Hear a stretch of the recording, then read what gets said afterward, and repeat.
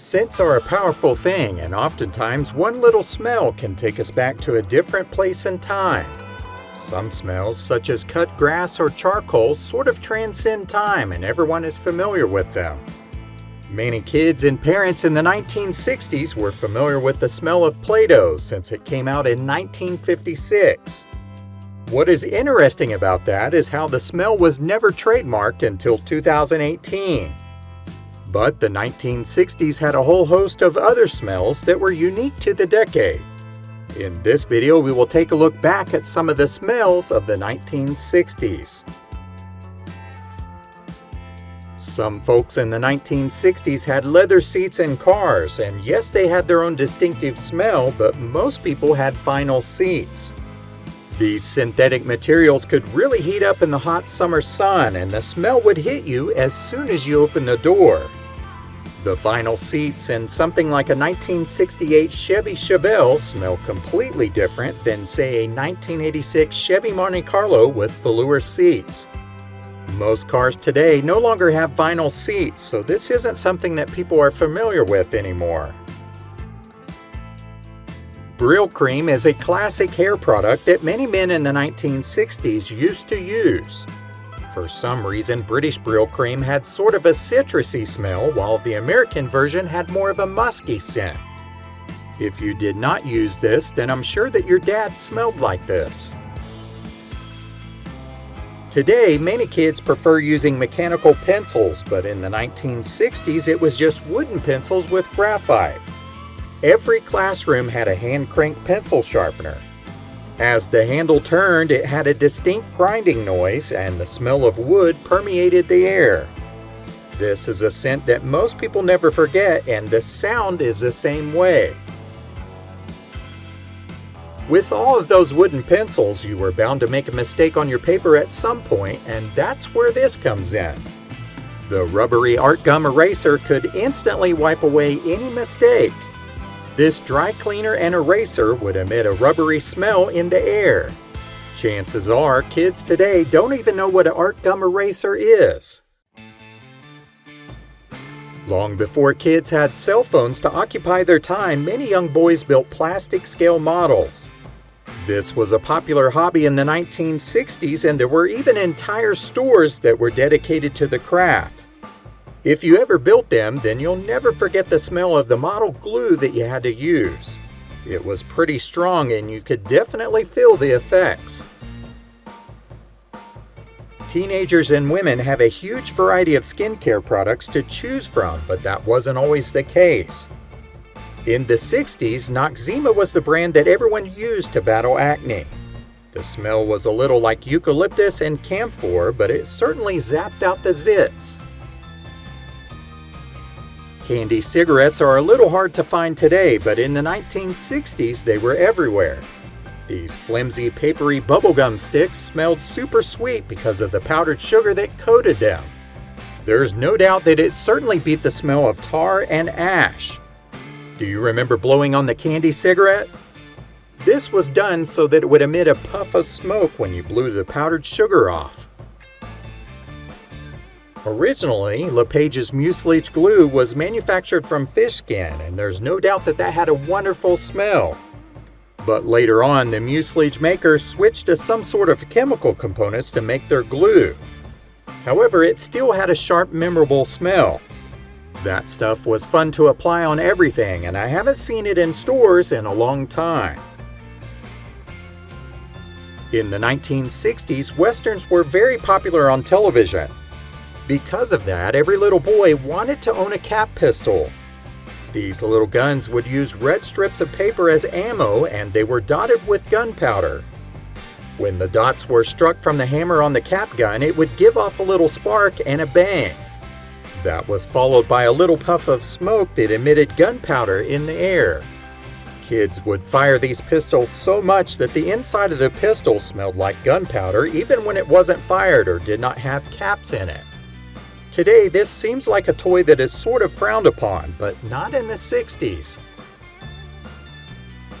Long before we had any copy machines, schools and offices relied on ditto paper to make multiple copies. The thin layer of transferring ink gave off a sweet smell that some people couldn't resist smelling. Kids in the 60s had the creepy crawler or thing maker at the top of their list for Christmas. This little hot plate set would heat up plastic goop and form it into various things for kids to create.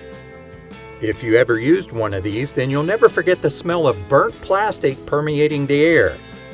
Back then, it probably was not the best thing to breathe in, but they later reformulated it to make it less toxic.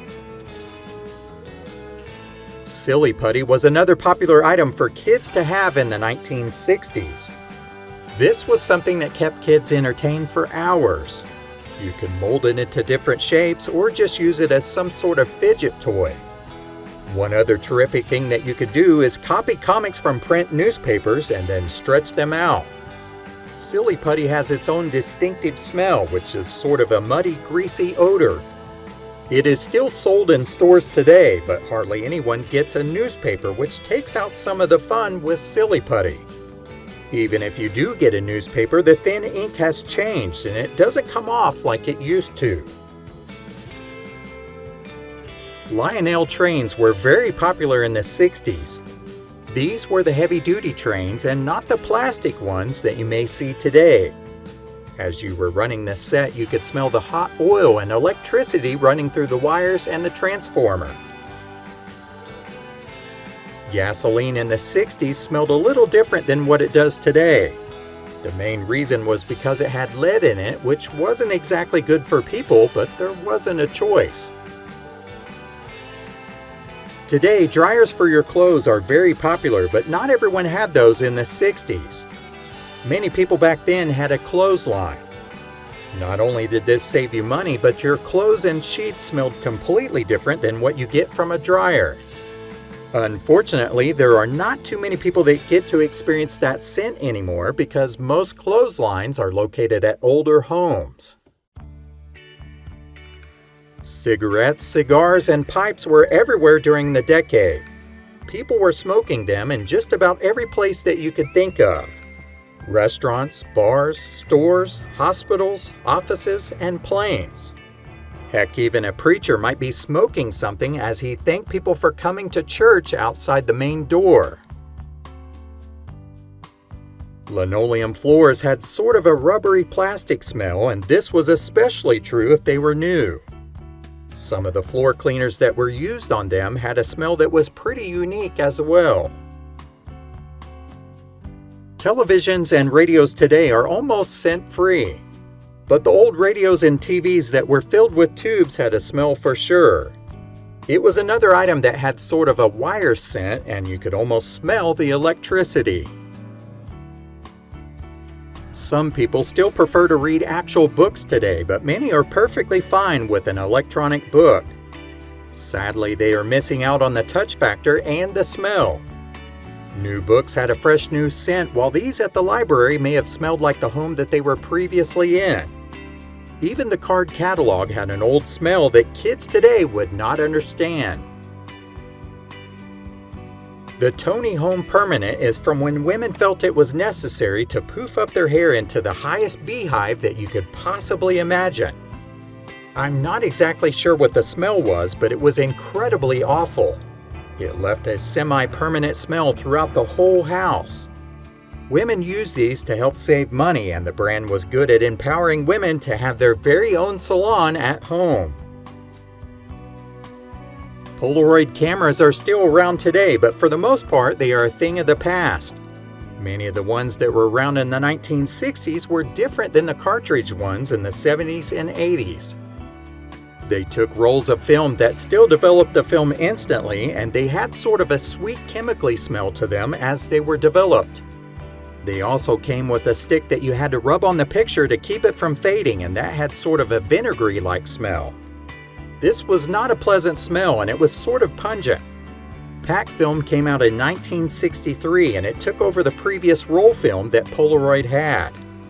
Pack film had a chemical smell that was pungent, and it was almost like a dried chemical smell. Phone booths were a very common way for people to make phone calls when they didn't have a phone at home or they were away from home. These old phone booths had sort of a smell that was musty and old. The phone books that were inside the booths would definitely smell that way.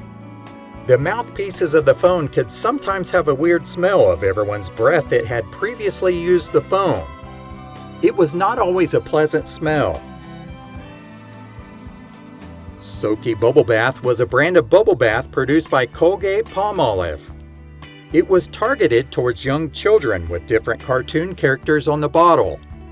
This product peaked in the 1960s and had a classic bubble bath smell. It was the type of scent that meant fun with bubbles in your bathtub as well as fun with your different collectible cartoon character bottles. Sunbathing in the 1960s was very popular, but back then people didn't have products that protected their skin like they do now. In fact, many people used tanning oils to help speed up the tanning process and increase the sun's rays. A lot of these had a slightly sweet, clean, and crisp smell. Some would describe it as a vacation smell because they had a faint hint of coconut or sandalwood. Smells in the 1960s were pretty unique, and many of them are no longer around. What are some of the ones that you remember that take you back to the 1960s? Let us know in the comments below. As always, thank you so much for watching.